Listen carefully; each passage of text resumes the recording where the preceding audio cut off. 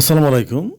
গত পর্বে মূলত আধুনিক একটি বিশ্ব শহরের প্রকল্প দিয়েছিলাম, যেখানে মূলত একটি ভিডিও চিত্র দেখিয়েছিলাম যে মূলত মডার্ন একটি ওয়েলফেয়ার স্টেট সেটি কেমন হতে পারে, কল্পিত একটি চিত্র দিয়েছিলাম। যদিও বিস্তারিত এটি আমার বইয়ে আমি আলোচনা করেছি যে মূলত বর্তমানে যেটি পুঁজিবাদটি চলতেছে গোটা পৃথিবীতে, এটি প্রায় নতুন কোনো বিষয় নয়। পুঁজিবাদ অর্থাৎ যে বিষয়টি আগে আলোচনা করেছি যে মানুষ মূলত তার সম্পদ সে উদ্যোক্তা হিসেবে বিভিন্ন প্রকল্প গ্রহণ করবে, সেখানে মানুষ কাজকর্ম করবে এবং সেইগুলো ব্যবসা বাণিজ্য করার মাধ্যমে সম্পদ অর্জন করবে এবং তার সম্পদ প্রতিনিয়ত সে বৃদ্ধি করবে এবং রাষ্ট্রীয় নিয়মকানুন মেনে সে চলবে। আয় রোজগার যা হবে সেখান থেকে সে ট্যাক্স দিবে এবং ব্যক্তিগত ধর্মীয় দায়িত্ব পালন করবে, যেমনটা দান খয়রাত করবে।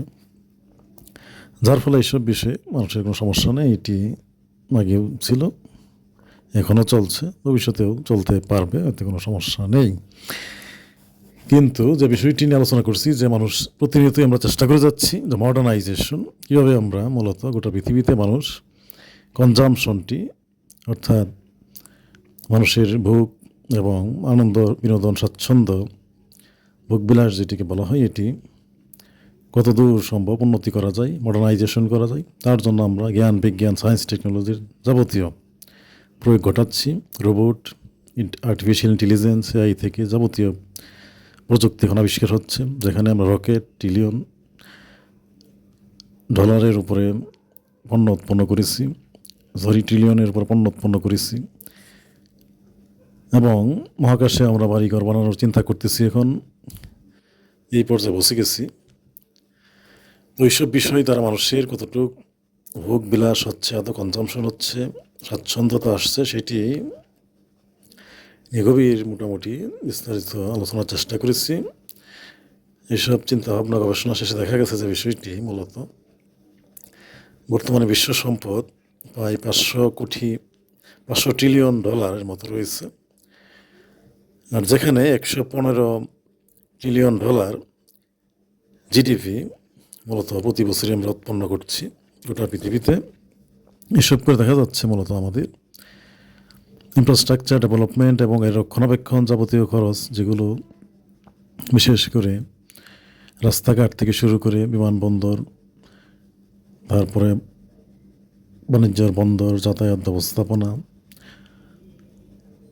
এবং অন্যান্য কর্পোরেট অফিস ইত্যাদি খরচ, যানবাহন, গাড়ি ঘোড়া, যাবতীয় বিষয়, স্থাপনা ইত্যাদির রক্ষণাবেক্ষণে ব্যাপক ম্যাটেরিয়াল প্রয়োজন হয়, জিনিসপত্র লাগে, খনিজ সম্পদ, শ্রমের প্রয়োজন, সময় ইত্যাদি মিলে বিশাল একটি খরচ হয়ে যায় এসব খাতে।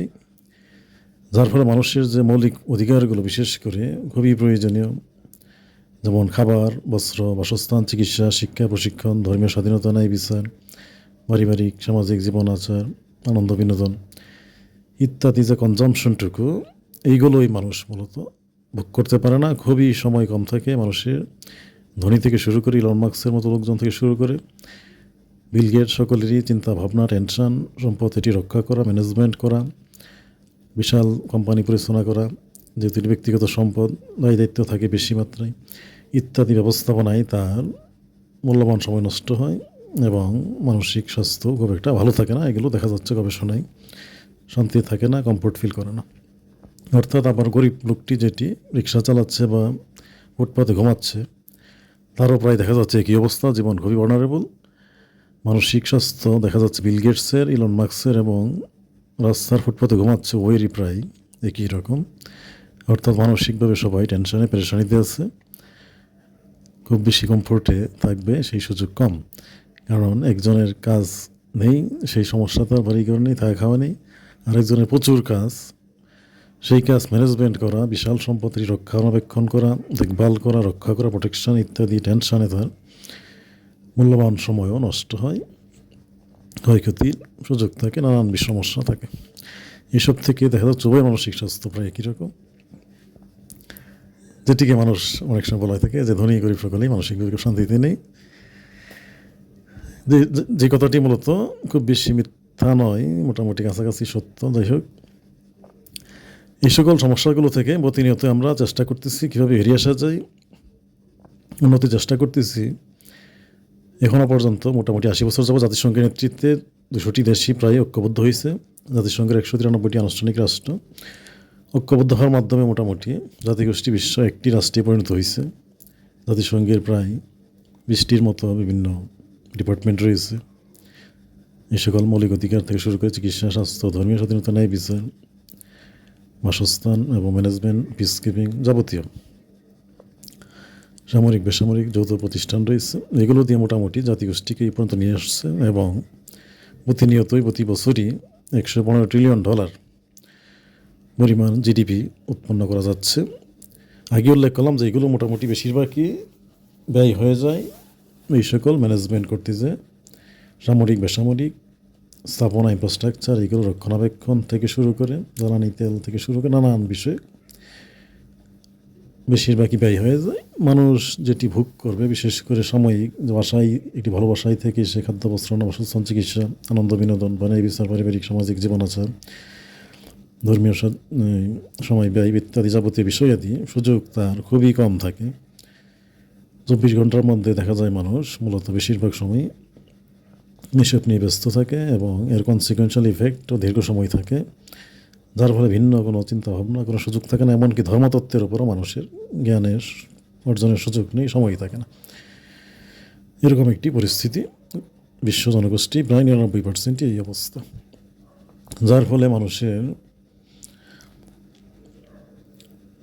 সমস্যার শেষ নেই। এখন এই সমস্যা প্রতিনিয়ত আমি চেষ্টা করে যাচ্ছি, রাজনীতিবিদরা, পলিসি এক্সপার্টরা, ধর্মগুরুরা, কীভাবে মূলত মডার্নাইজ করা যায়। ইন্টেলেকচুয়াল সকলেই চিন্তা ভাবনা করে যাচ্ছে, কিন্তু প্রত্যেকেই শুধু যান্ত্রিক মডার্নাইজেশনের দিকে, সায়েন্স টেকনোলজি ডেভেলপ করতেছে। আর উৎসাহ উদ্দীপনা দেওয়া হচ্ছে যেন কর্মসংস্থান নিশ্চিত করে তার জন্য মানুষ প্রশিক্ষিত হয় এসব পরিচালনা করার জন্য, এবং সেই জন্য মানুষ শিক্ষা ব্যবস্থা সবাই সজ্জিত হয়েছে, পড়াশোনা করছে প্রচুর এবং পরিশ্রম করতেছে এবং প্রতিযোগিতা করতেছে একে অপরের সাথে। এমনকি দেখা যাচ্ছে তরুণদেরকে সেভাবে প্রশিক্ষিত আমরা করছি, সেভাবেই তারা প্রশিক্ষিত হচ্ছে, কম্পিটিশন করতেছে, ওভার টাইম পর্যন্ত করতেছে। দেখা যাচ্ছে তরুণরা অত্যন্ত বরফের মধ্যে শীতের দেশে, এমনকি বিদেশে, যে পাশের বন্ধু তার গাড়ি আছে, তার গাড়ি নেই, সেজন্য সে দেখা যাচ্ছে 16-17 ঘন্টা সে পরিশ্রম করতেছে, ওভার টাইম করতেছে, হেঁটে যে, এমনকি সাইকেলে যে, এরকমভাবে পরিশ্রমের মাধ্যমে সে আমাদের এই ব্যবস্থাপনা সেটিকে রাখতেছে, কাজ করতেছে। সে কিছুটা গাড়ি, একটি দামি গাড়ি বা একটি দামি ঘড়ি, একটি দামি পারফিউম সে ব্যবহার করছে এসবের আশায়, বা এটা আকৃষ্ট হয়ে মূলত সে কঠোর পরিশ্রম করে যাচ্ছে, এবং যার ফলে আমরা ব্যবস্থাপনা টিচারে নিতে পারছি। কিন্তু আমাদের যেহেতু মূল লক্ষ্যটি হলো মানুষকে যাতে দুনিয়াতে শান্তিতে রাখা যায় এবং শান্তি প্রতিষ্ঠা করা যায় এবং সুখ সমৃদ্ধি প্রতিষ্ঠা করা, জাতিসংঘের মূল লক্ষ্যটি যেহেতু বিশ্ব শান্তি প্রতিষ্ঠা করা এবং মানুষের সুখ শান্তি নিশ্চিত করার মাধ্যমে, সমৃদ্ধি দেওয়ার মাধ্যমে, আধ্যাত্মিক আবাদত চর্চা করার মাধ্যমে, সব উৎপাদনের মাধ্যমে দুনিয়া এবং আখিরাতে মুক্তির ব্যবস্থা করা এবং দুনিয়াতেও সুখে শান্তিতে যাতে চলতে পারে, সেটিই মূলত জাতিসংঘের মূল লক্ষ্য। কিন্তু এই লক্ষ্যটি অর্জন করতে যেয়ে দেখা যাচ্ছে হজবড়া তৈরি হয়ে গেছে। যদিও বিস্তারিত আমি আলোচনা করছি না এখানে, ওই পুস্তকে আলোচনা করেছি ইতিমধ্যে। মূলত যে বিষয়টি দেখতে পাচ্ছি আমরা, যে এটি সমস্যা সমাধানের অংশ হিসেবে দীর্ঘদিন চলেছে অর্থাবস্থা যেভাবে, বা কর্মসংস্থান ব্যবস্থাপনা, মানুষ আয় রোজগার করবে, যার যেখানে চাকরি পায় সেখানে চাকরি বাকরি করবে, উদ্যোক্তা হবে, কেউ ব্যবসা বাণিজ্য করবে, এবং সম্পত্তি স্বাধীনতা রয়েছে, যতটুকু অর্জন করবে, দান খয়রাত করবে, ট্যাক্স দিবে, ইত্যাদি বিভিন্ন বিষয় আরবি শব্দে বা ইংরেজি শব্দে রয়েছে, জাকাত থেকে শুরু করে নানান বিষয়। যাই হোক, এভাবেই মানুষ চলবে এবং সরকারগুলো এইভাবে পরিচালনা করবে ডেভেলপমেন্ট প্রক্রিয়া, কিন্তু সেগুলো চলেছে। এবং একটি সময় দেখা যাচ্ছে, আমরা দেখতে পাচ্ছি মোটামুটি যে এইভাবে চলার মধ্যেই ইউরোপে মূলত দেখা যাচ্ছে আমরা ব্রিটিশ, বিশেষ করে ব্রিটেন এবং জার্মানিতে দেখতে পাচ্ছি যে বিষয়টি ঘটল। সেখানে মূলত সমাজতন্ত্র এবং কমিউনিজম ইত্যাদি বিপ্লব শুরু হলো, যেটি মূলত মূল লক্ষ্যটি দেখা যাচ্ছে যে এর মধ্যে কিছু ভালো দিকে রয়েছে বড় আকারে, যেটি এখনও চলছে। মূলত এটি ইসলামের, আগে আলোচনা করছি বিস্তারিত বিষয়গুলো মেনে, যে এইগুলো নবীজি আমাদের সর্বশেষ নবীজি মোহাম্মদ সাল্লাহ সাল্লাম যেভাবে প্রশিক্ষণ দিয়েছিল আমাদেরকে, যে মানুষ কীভাবে আমরা অর্থ ব্যবস্থা পরিচালনা করবো সমাজ জীবনে, জাকাত ব্যবস্থাপনার মাধ্যমে বা সমবায় সমিতির মতো ঐক্যবদ্ধ কাজ করে ইত্যাদি বিষয়গুলো, সেগুলোই মূলত তারা যেহেতু সুন্দরভাবে সজ্জিত করেছে, গুছিয়ে আনছিল। আর সেটি দেখা যাচ্ছে যে মূলত সমাজতন্ত্রের নাম দিয়ে মোটামুটি চালু করেছিল, যেমন ঐক্যবদ্ধভাবে কাজকর্ম করবে, যার সক্ষমতা যতটুকু প্রশিক্ষণ নিয়ে এবং প্রয়োজন অনুযায়ী তাকে এগুলোর লভ্যাংশ অর্থাৎ বেতন বা যাবতীয় সুযোগ সুবিধা প্রদান করবে রাষ্ট্র। সম্পত্তিটি মূলত রাষ্ট্রীয় ব্যবস্থাপনায় থাকবে, মানুষ মূলত সেখান থেকে কাজকর্ম করবে। কিন্তু এটি দেখা গেল পরবর্তী সময় বেশি দিন এটি সাফল্য লাভ করে নাই, গোটা পৃথিবীতেই সমাজতন্ত্র ছড়িয়ে পড়ছিল, কিন্তু অল্প সময় এটি ভেঙে পড়ছে, কারণ সঠিকভাবে ম্যানেজমেন্ট করা যায় নাই। মানুষের মধ্যে হিংসা বিদ্বেষ থেকে শুরু করে নানা বিশৃঙ্খলা দেখা দেয়। যাই হোক, পরবর্তীতে মূলত সরকারি সম্পত্তিগুলো মূলত প্রাইভেটাইজেশন করে করে অল্প স্বল্প এবং মানুষকে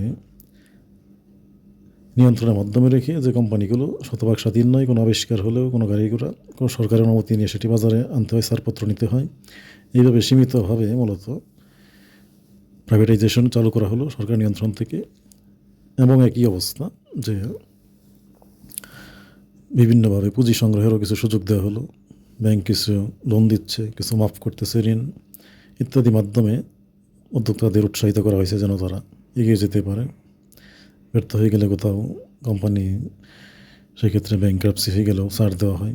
অর্থাৎ জনগণ তার সম্পত্তিটি মূলত এক প্রকার বলা যায় কোম্পানিকে, সরকারকে দিচ্ছে, সরকার সেখান থেকে লোন দিচ্ছে উদ্যোক্তাদের, এবং সেগুলো নিয়ে মূলত উদ্যোক্তারা কাজকর্ম করতেছে, চেষ্টা করতেছে, প্রতিযোগিতায় টিকে থাকার চেষ্টা করতেছে। অনেক সময় ফেইল্ড হলে, সেখানে ব্যর্থ হইলে সরকার আবার সাবসিডি দিচ্ছে, ছাড় দিচ্ছে জনগণের পক্ষ থেকে, সেই টাকাটি মাফ করে দিচ্ছে, সুদ এবং ব্যাংক লোন বা ইন্টারেস্ট ইত্যাদি মাফ টাফ করে মূলত ব্যবস্থাপনা টিকিয়ে রাখছে, যাতে মূলত যে বিষয়টি সমাজতন্ত্রে বা কমিউনিজম ফেল করছিল, এই ডেমোক্রেসি এবং নিয়ন্ত্রিত সোশ্যালিজমের মাধ্যমে বা নিয়ন্ত্রিত পুঁজিবাজের মাধ্যমে মানুষ যেন একটু প্রতিযোগিতা করে, কম্পিটিশনের মাধ্যমে পণ্য উৎপন্ন করে এবং ব্যক্তিগত সম্পত্তি অর্জনের সুযোগ পায়, এবং সেই আশায় সে একটু বেশি মাত্রায় কাজকর্ম করে, পরিশ্রম করে, যেটা উল্লেখ করলাম ওভার টাইম করে হলেও ব্যক্তিগত সম্পত্তি, আয় রোজগার বা একটু সে ধনী হওয়ার চেষ্টা করে, বেশি ভোগ বাড়ানোর চেষ্টা করে। এই বিষয়টির মাধ্যমে মানুষের মধ্যে প্রতিযোগিতা সৃষ্টি হয়, যেটি এক প্রকার বিপ্লবের মতো। মানুষ মোটামুটি এটি গ্রহণ করে ভালোভাবেই, এবং মোটামুটি 80 বছর আমরা দেখতে পাচ্ছি জাতিসংঘের মাধ্যমে ভালোই এটি মানুষ ট্রিলিয়নস পণ্য উৎপন্ন হয়েছে, এবং ব্যাপকভাবেই মূলত মানুষ প্রতিযোগিতা করছে, এবং ভালোই আবিষ্কার হয়েছে, ইনোভেশন হয়েছে, উদ্যোক্তা হয়েছে, অনেকগুলো পণ্য আবিষ্কার হয়েছে, জ্ঞান বিজ্ঞানও বৃদ্ধি পেয়েছে, যেটি মূলত কম্পিটিশনটি সৃষ্টি না করলে এইভাবে হতো না।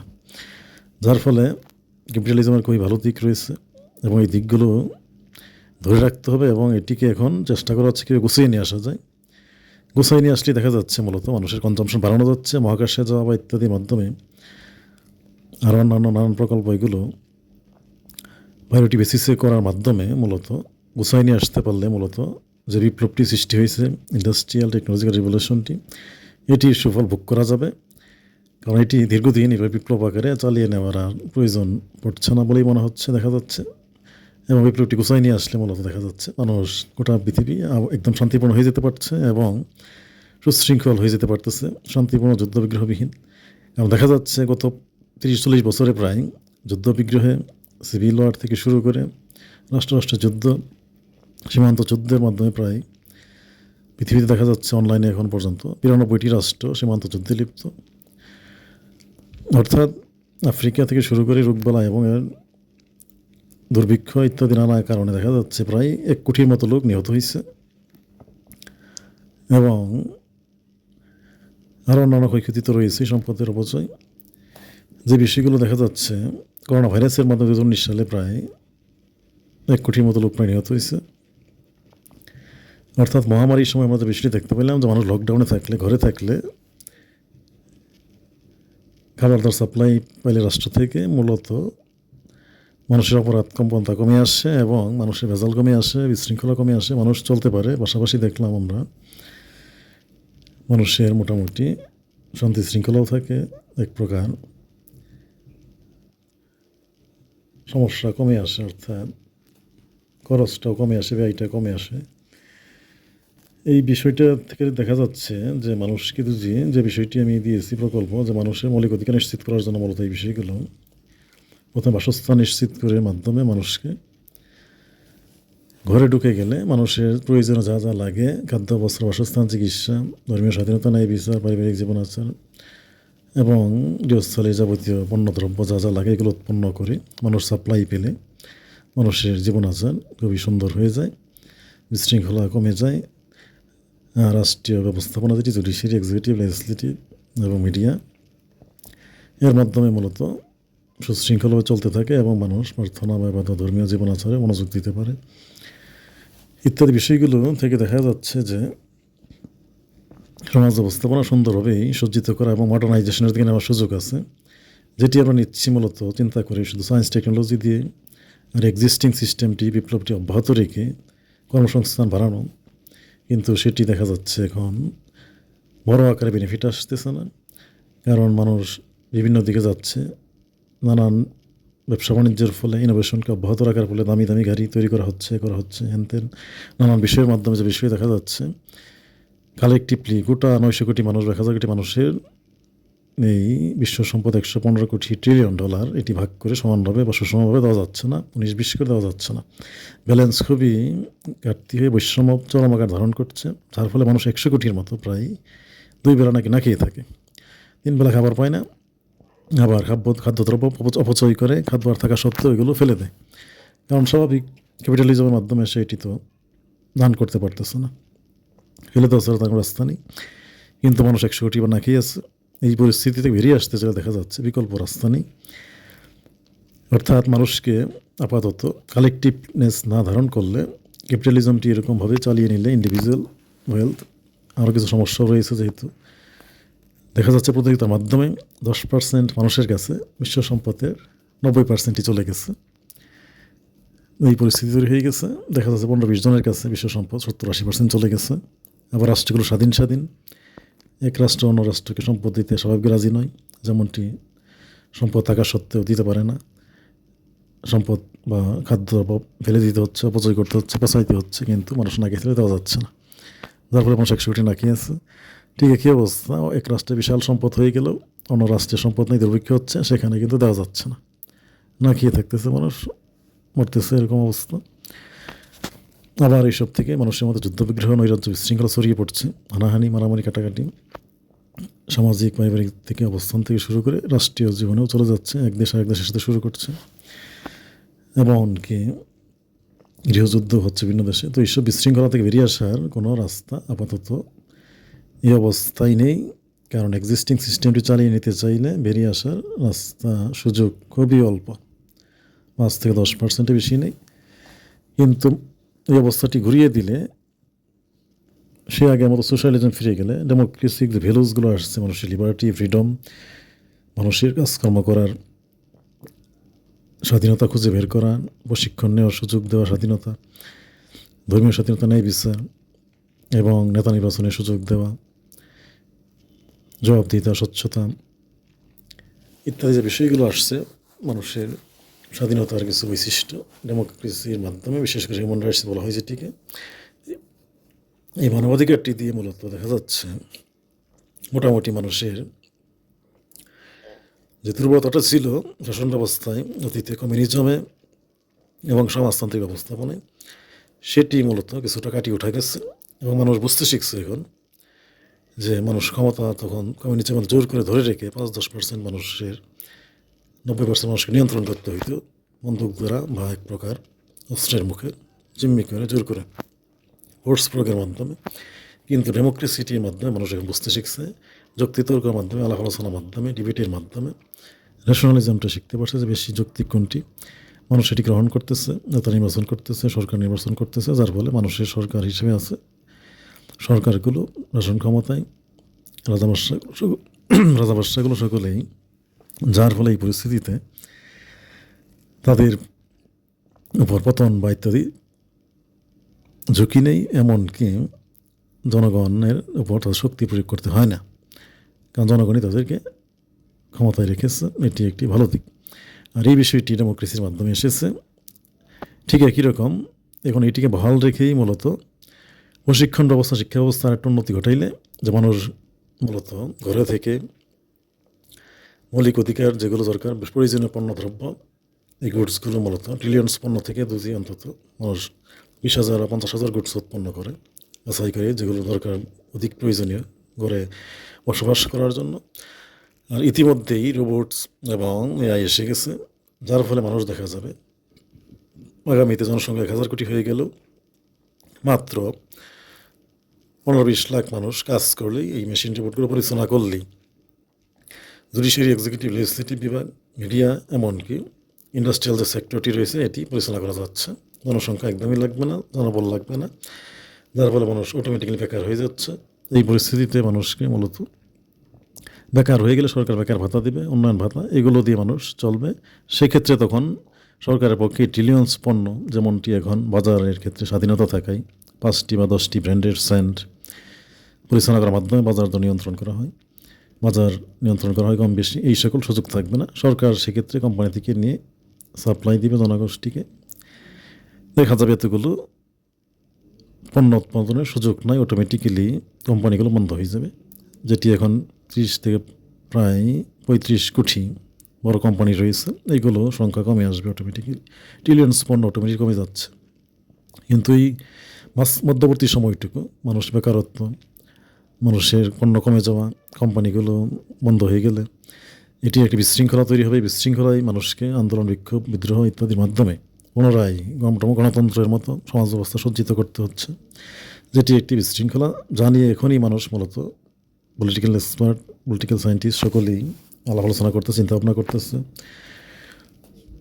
তারই আওতায় মূলত আমি একটি প্রকল্প দিয়ে দিচ্ছি, গবেষণা হোয়াইট পেপারের মতো রিপোর্ট ইতিমধ্যেই, যেটি মূলত প্রচলিত নিয়মের বাইরে, যে প্রচলিত নিয়মকে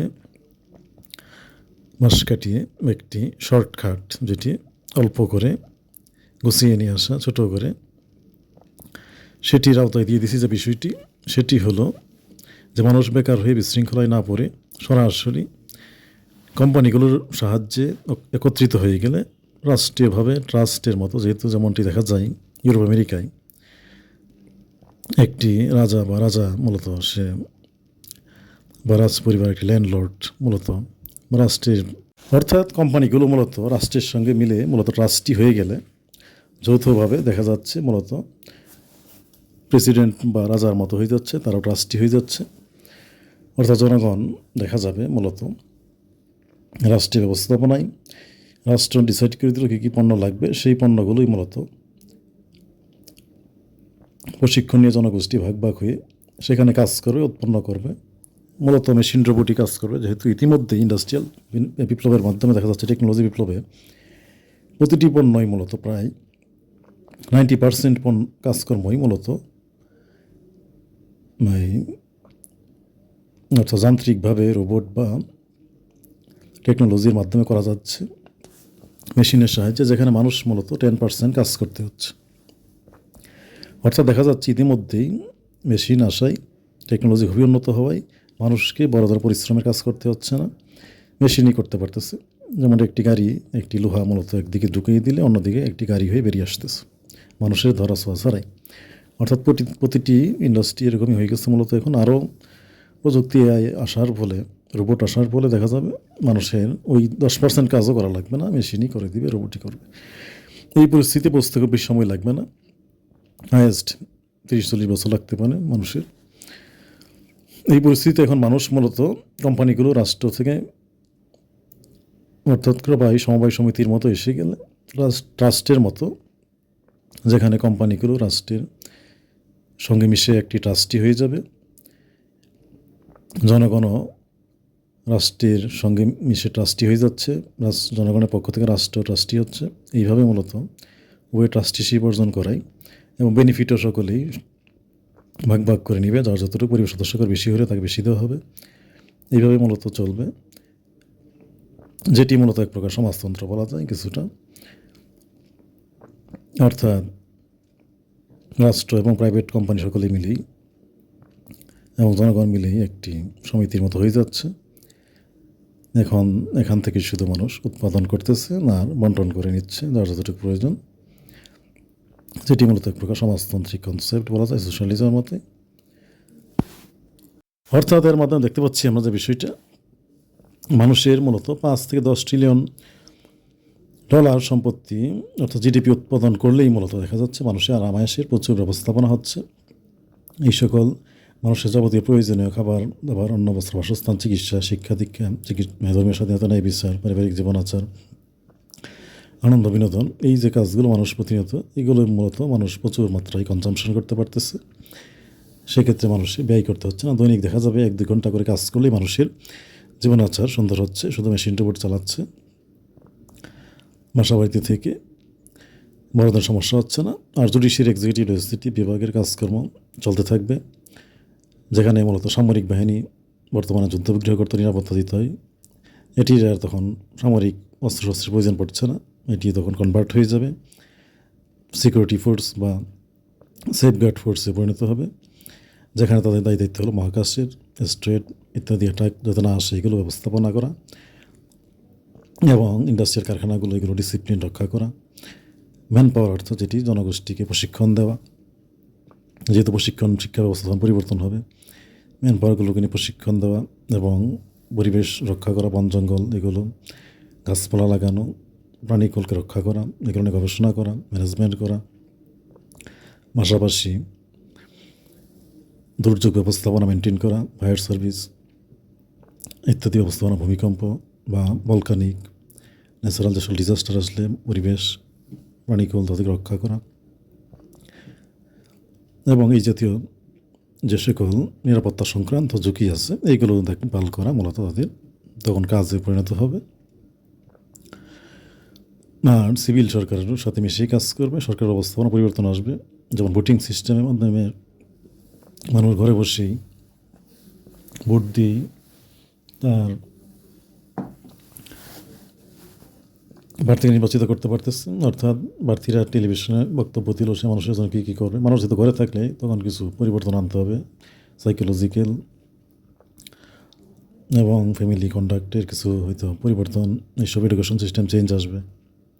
তেমন কাজকর্ম হয়তো এখনকার রাজনীতির মতো থাকবে না। দেখা যাচ্ছে মানুষ মূলত ঘরে থাকলে খাদ্যবস্ত্র, চিকিৎসা সব ইত্যাদি রাষ্ট্র থেকেই পেলে বড় ধরনের সামাজিক বিশৃঙ্খলা নেই। স্বাভাবিক কিছু হয়তো ডোমেস্টিক ভায়োলেন্স হতে পারে, ছেলেমেয়ে লালন পালন বা হাজব্যান্ড ওয়াইফ পরিবার সদস্য ইত্যাদি নিয়ে বসবাসে সাময়িক ছোটোখাটো ফ্যামিলি ল ডেভেলপ করতে হবে।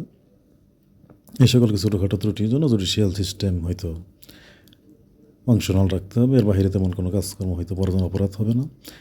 আবার মানুষের কাজকর্ম যাচ্ছে স্বাভাবিকভাবে, হেলথ বিষয়গুলো দেখতে হবে, স্বাস্থ্য, ব্যায়াম বা খেলাধুলা ইত্যাদি ব্যবস্থাপনা করা। সেই ক্ষেত্রেও দেখা যাচ্ছে আধুনিক ব্যবস্থাপনা থাকতেছে মানুষের। উচ্চ ভবন দিয়ে মানুষকে, যেহেতু আমি দিয়েছি প্রায় 10 লক্ষ, 200 তলা বা 150 তলা ভবন তৈরি করা যায়, এ দিয়ে প্রায় 1000 কোটি মানুষ এখানে রাখা যাচ্ছে, আবাসন ব্যবস্থা করা যাচ্ছে। বা 500 তলা ভবন তৈরি করতে পারলে তাহলে দেখা যাচ্ছে 1 লক্ষ ভবন দিয়ে হয়ে যাচ্ছে 1000 কোটি মানুষের। এই জাতীয় ব্যবস্থাপনা থাকায় মানুষের বেশিরভাগ জনগোষ্ঠী দেখা যাচ্ছে ভবনে থাকতেছে, ভবনের আশেপাশে গাছপালা থাকতেছে, বাগান বা ইত্যাদি, জিম, ভবনেই থাকতেছে জিম, পাশাপাশি বাহিরেও রোদ লাগানোর ব্যবস্থাপনা, খেলাধুলা, ব্যায়ামাগার ইত্যাদি নানান সুইমিং পুল থেকে শুরু করে যাবতীয় বিষয়াদি থাকবে, যাতে মানুষের সেখানে মানুষ মূলত আইডি কার্ড নিয়ে প্রবেশ করবে। অর্থাৎ রোবোটিক্স থাকায় মানুষের এখানে বিশৃঙ্খলার সুযোগ একদমই নাই। মানুষ কার্ড ধীরে ধীরে প্রবেশ করতেছে, বের হচ্ছে। অর্থাৎ ইত্যাদি ব্যবস্থাপনা সব কিছু সায়েন্টিফিক হওয়াই, টেকনোলজিক্যাল, মানুষ ডিসিপ্লিনের মধ্যেই চলাফেরা করতেছে, বিশৃঙ্খলা একদমই নেই। অর্থাৎ কাজকর্মে শুধু কিছু পরিবর্তন আসতেছে, আর মানুষকে কিছু সময় শুধু দায়িত্ব পালন করতে হচ্ছে। সে ডিউটির আওতায় মানুষ মূলত এখন যেমনটি কর্মকর্তা কর্মচারী থাকে, তখন সকলেই মূলত সরকারি দায়িত্বশীল, অর্থাৎ ম্যান পাওয়ার সকলেই দায়িত্বশীল, রাষ্ট্রে এক প্রকার জাকাত দিচ্ছে বা রাষ্ট্রীয় নাগরিক হিসেবে যৌথ কাজ অংশ নিচ্ছে। অর্থাৎ সকলেই মূলত রাষ্ট্রীয় কাজে দায়িত্বশীল, সামাজিক দায়িত্বশীল ম্যান পাওয়ার, এর বাইরে আর কিছু নেই। এবং অসুস্থ বা চিকিৎসক, বয়স্ক বা ডিসেবল তাদের জন্য আলাদা ব্যবস্থাপনা থাকবে। অর্থাৎ দেখা যাচ্ছে মূলত যুবক শ্রেণী কাজকর্ম করতেছে, হালকা কিছু ভারী কাজ থাকবে, তো মেশিনটার উপর এগুলো পরিচালনা করা, আর বাকি তো তেমন কাজকর্ম নেই। বয়স্ক শ্রেণীর জন্য আলাদা ব্যবস্থাপনা থাকতেছে, যেখানে কাজকর্ম খুবই হালকা, অর্থাৎ মানুষের উপর জুলুম, অত্যাচার ইত্যাদি বিষয়টি থাকতেছে না, যে বিষয়টি অর্থাৎ মানুষকে বলা হয় যেটি দাসত্ব ছিল আগে একটি সময়, সেই দাসপ্রথার সুযোগ থাকতেছে না। এখনও সমাজে যেহেতু ব্যাপক পরিশ্রম করতে হচ্ছে, মানুষের এক প্রকার দাসত্বের মতোই, এখান থেকে মানুষ মুক্তি পাচ্ছে। অর্থাৎ মানুষকে তেমন বড় আকারে পরিশ্রম করতে হচ্ছে না, অল্প কিছু পরিশ্রমের মাধ্যমে জুডিশিয়ারি এক্সিকিউটিভ বিভাগ সুন্দরভাবে চলতেছে এবং অর্থ ব্যবস্থাপনা চলতেছে, উৎপাদন করে বন্টন করে ভাগযোগ করে নিচ্ছে। এই ক্ষেত্রে মানুষের বড় ধরনের সময় ব্যয় করতে হচ্ছে না, অল্প সময়ের মধ্যেই কাজকর্ম করতে পারতেছে। অর্থাৎ আমরা দেখলাম সামরিক বেসামরিক দায়িত্বটি এভাবে ভাগ করে নিবে। আর ইলেকশন কেন্দ্রিক ব্যবস্থাপনা আগে উল্লেখ করলাম, ঘরে বসেই মানুষ মূলত বাটন চেপে ভোট দিতে পারতেছে, প্রার্থীরা টেলিভিশনে বক্তব্য দিতে পারতেছে। মানুষের ঘরে থাকায় মনোবিজ্ঞান কতটুকু উন্নতি ঘটাবে, মানুষের প্রেয়ার্সে অংশ নিতে পারতেছে, বা কমন সামাজিক টিচিং ক্লাসে সপ্তাহে অন্তত 1-2 ঘন্টা করে প্রতিনিয়ত মানুষ ঘরে বসেই অনলাইনের মাধ্যমে ভিডিও কনফারেন্সে অংশ নিতে পারতেছে। তার মাধ্যমে এইসব ব্যবস্থাপনা নিয়ে মূলত রাজনীতিবিদরা ডিবেট করবে পার্লামেন্টে, যে কী মঙ্গল করা যায়, মানুষের জীবন আরও সুন্দর করা যায়, পারিবারিক জীবনাচার, সামাজিক জীবন, ধর্মীয় জীবন ইত্যাদি নানাবিধ বিষয়ে ডিবেট আলোচনার মাধ্যমে মূলত মানুষ চলতে থাকবে। অর্থাৎ দেখা যাচ্ছে মূলত বিশৃঙ্খলার কোনো সুযোগ একদমই নেই। মানুষ মূলত ইনফ্রাস্ট্রাকচার ডেভেলপমেন্টের যে ব্যাপারটি, এখানে ঘর বাড়ি বানালেই মূলত হয়ে যাচ্ছে, আর বাকি রাস্তাঘাট, বন্দর টন্দর ইত্যাদি কিছুই লাগতেছে না। এমনকি মহাকাশের ক্ষেত্রে মানুষ মহাকাশ ব্যবস্থাপনা অব্যাহত রাখবে, গবেষণা বিনোদনের অংশ হিসেবে দেখা যায় মানুষ মহাকাশেও যাবে, সেখানেও বাড়িঘর বানানো হবে।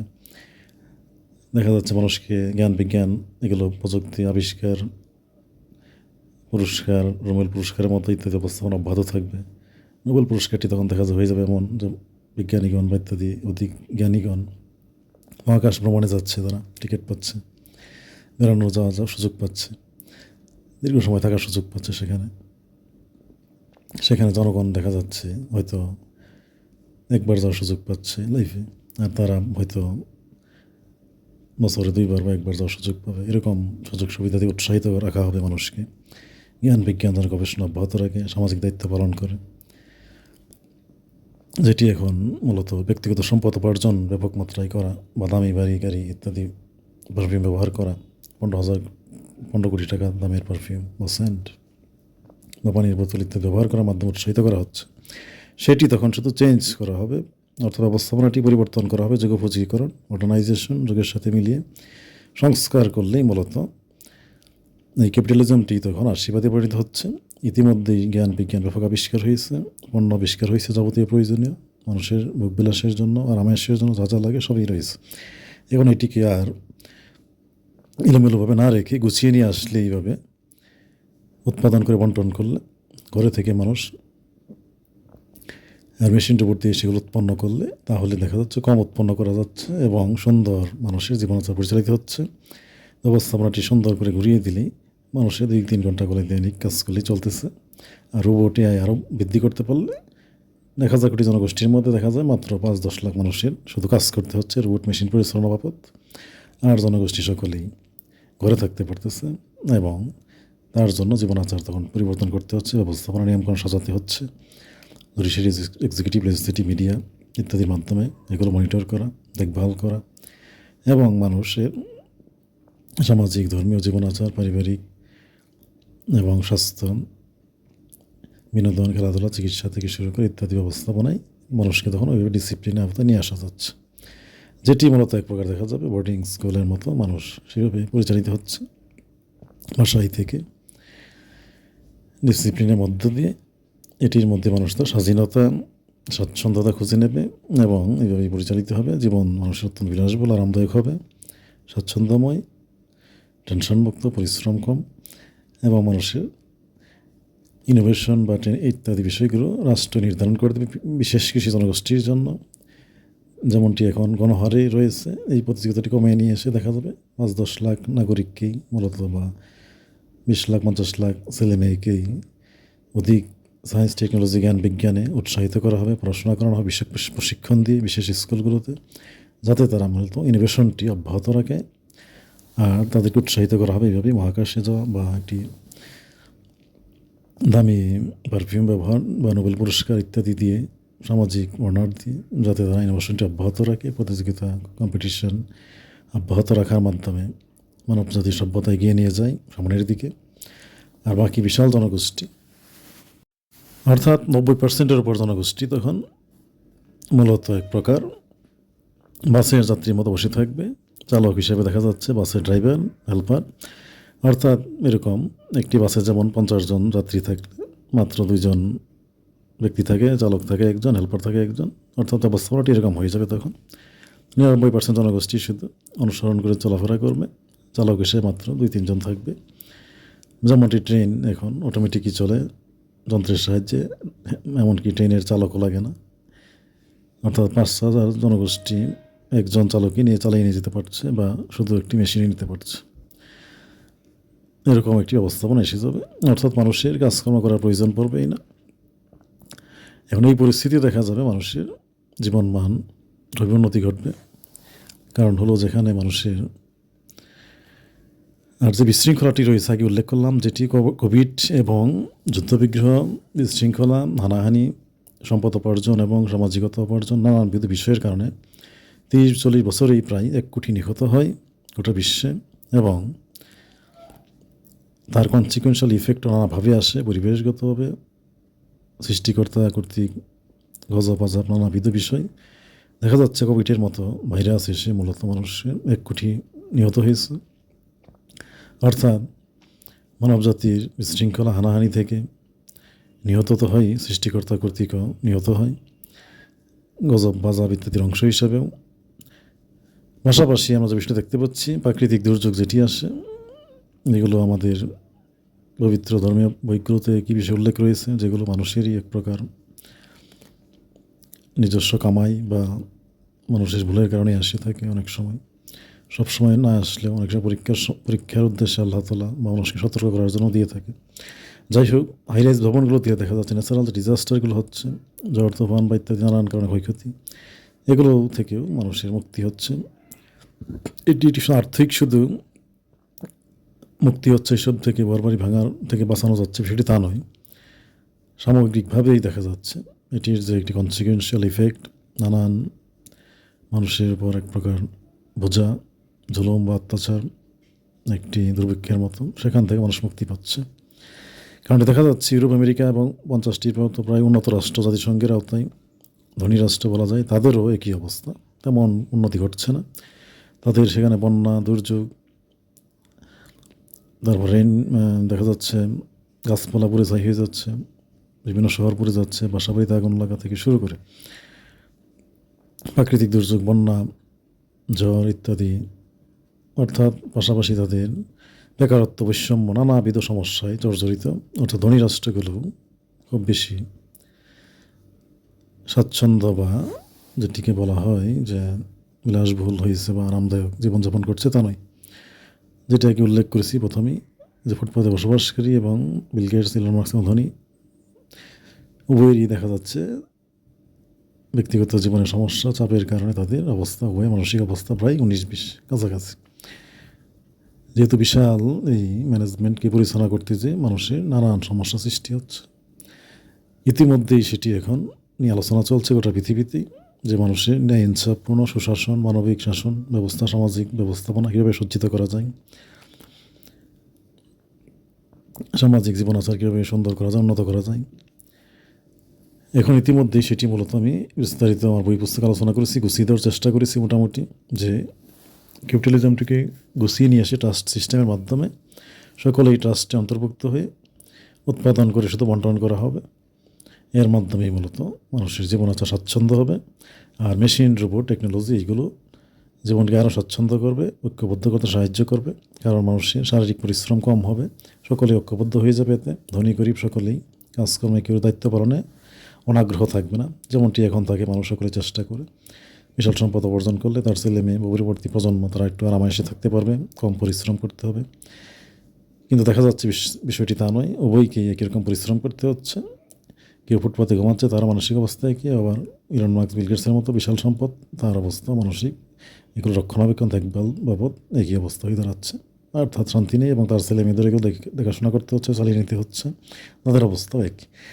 অর্থাৎ কেউই ভালো থাকতে পারতেছে না, উভয়কেই ধনী করি, উভয়কেই ভালো থাকার জন্য এই সমাজতন্ত্রের এই কনসেপ্টে চলে যেতে হবে এখন, উৎপাদন করে শুধু বন্টন করা। আর তার জন্য মোটামুটি একটি বিলাসবহুল আরামদায়ক একটি মানদণ্ড নির্ধারণ করতে হবে, সেই মানদণ্ড অনুযায়ী মানুষকে প্রবেশ করতে হবে। তার জন্য যে টিম দিয়ে দিয়েছি অত্যন্ত লাক্সারিয়াস বাড়িঘর মানুষের জন্য 200-300 তলা ফ্ল্যাট ভবন দিয়ে, মূলত 2-3টি করে ফ্ল্যাট দিয়ে মানুষের বিলাসবহুল ভালো ফ্ল্যাট তৈরি করে আবাসন ব্যবস্থা নিশ্চিত করে তারপর ফলের বাগান লাগিয়ে দেওয়া, খাদ্যদ্রব্য উৎপন্ন করা প্রয়োজনীয়, এগুলো পর্যাপ্ত মানুষকে বুফেটের মতো সাপ্লাই দেওয়া। তারপর মানুষের অন্য বস্ত্র বাসস্থান্ত হয়ে গেল, যেগুলো বাকি প্রয়োজনীয় জিনিসপত্র করার জন্য যা যা লাগে, হাইয়েস্ট দেখা যায় 10,000 20,000 পণ্য উৎপন্ন করলেই হবে মানুষের, বা 1-150টি আইটেম হলেই মানুষের জীবনযাত্রা সুন্দর হয়ে যাবে তখন।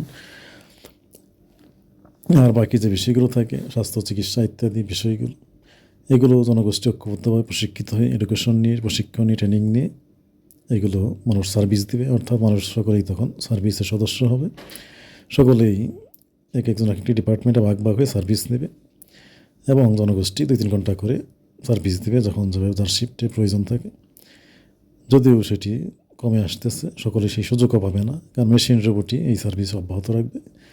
অর্থাৎ 1,000 কোটি মানুষ হয়ে গেলে 5-10 লাখ লোক মাত্র মেশিন রোবট পরিচালনা করেই 1,000 কোটি মানুষ চালাইতে পারতেছে, যেটি একটি বুলেট ট্রেনের মতো অটোমেটিক ট্রেন চলতেছে, একজন শুধু ভাড়া দিচ্ছে, যেখানে 5,000 বা 10,000 যাত্রী যাচ্ছে। ঠিক একই অবস্থা হয়ে যাবে গোটা পৃথিবীটাই। আর সেক্ষেত্রে জনগোষ্ঠী মূলত দেখা যাচ্ছে যে বিষয়টি দিয়েছে যে বিভিন্ন জাতিগোষ্ঠী বর্তমানে রয়েছে, এক্ষেত্রে কোনো সমস্যা হচ্ছে না। যেমন বাংলাদেশ, পাকিস্তান, ভারত ইত্যাদি জাতিগোষ্ঠী, স্ব জাতিগোষ্ঠী, তাদের জন্য নির্ধারিত ভবন দিয়ে তাদেরকে একটি কলোনি করে দেওয়া যাচ্ছে। জাতিগুলো শুধু তখন কলোনিতে এসে উপস্থিত হবে, যেটি জাতিসংঘ এখন স্বাধীন স্বাধীন রাষ্ট্র করে দিয়েছে। ঠিক এই বিষয়টি দেখা যাবে মূলত একটি কলোনিতে পরিণত হবে তখন, একটি প্রদেশে, যেখানে মূলত কোনো জাতিগোষ্ঠীর জন্য 5,000 বা 10,000 ভবন দিলেই একটি তার দেশ হয়ে গেল। সে ওখানে স্বাধীনভাবে তার কালচার, বৈশিষ্ট্য, ধর্মীয় স্বাধীনতা এগুলো ভোগ করবে এখনকার মতো এক্সিস্টিং সিস্টেমে। কিন্তু সামাজিক যে শাসন ব্যবস্থাটি এখন রয়েছে, মূলত সকল ধর্মের, বর্ণের, গোত্রের নারী পুরুষ মিলে শাসন ব্যবস্থাটি পরিচালনা করে। ঠিক এই শাসন ব্যবস্থাটি জুডিশিয়ারি, এক্সিকিউটিভ, লেজিসলেটিভ, মিডিয়া এই বিষয়ে শুধু পরিবর্তন নিয়ে আসা হচ্ছে। অর্থাৎ কর্মসংস্থান ব্যবস্থাপনা, কর্পোরেট সহ অর্থ ব্যবস্থাপনায় এখানে শুধু মানুষের এখন যে ক্যাপিটালিজমের মাধ্যমে ব্যক্তিগত সম্পদ উপার্জন এবং বৃদ্ধি এবং কাজকর্ম খোঁজা বা ইত্যাদি প্রশিক্ষণ নেওয়া, এটি শুধু কালেকটিভনেসের আওতায় মানুষ উৎপাদন করবে আর প্রয়োজন অনুযায়ী বন্টন করে দেওয়া হবে, যার ফলে মানুষের এই বিশাল সেক্টরটি কমে এসে ছোটো হয়ে সীমিত হয়ে যাচ্ছে, শুধু উৎপাদন আর বন্টের মধ্যে সীমাবদ্ধ হচ্ছে। যেমনটি এখন উৎপাদন করা হচ্ছে, তারপর এটি বাজারজাত করা হচ্ছে, বিভিন্ন ব্যক্তি হয়ে, বিভিন্ন প্রতিষ্ঠান হয়ে এটি ঘুরে এসে মানুষ ক্রেতা কিছু কিনতে পারতেছে, তারপর সরকার এখান থেকে কিছু ট্যাক্স পাচ্ছে, তারপর সেটি দিয়ে মানুষের কিছু উন্নয়ন করা যাচ্ছে।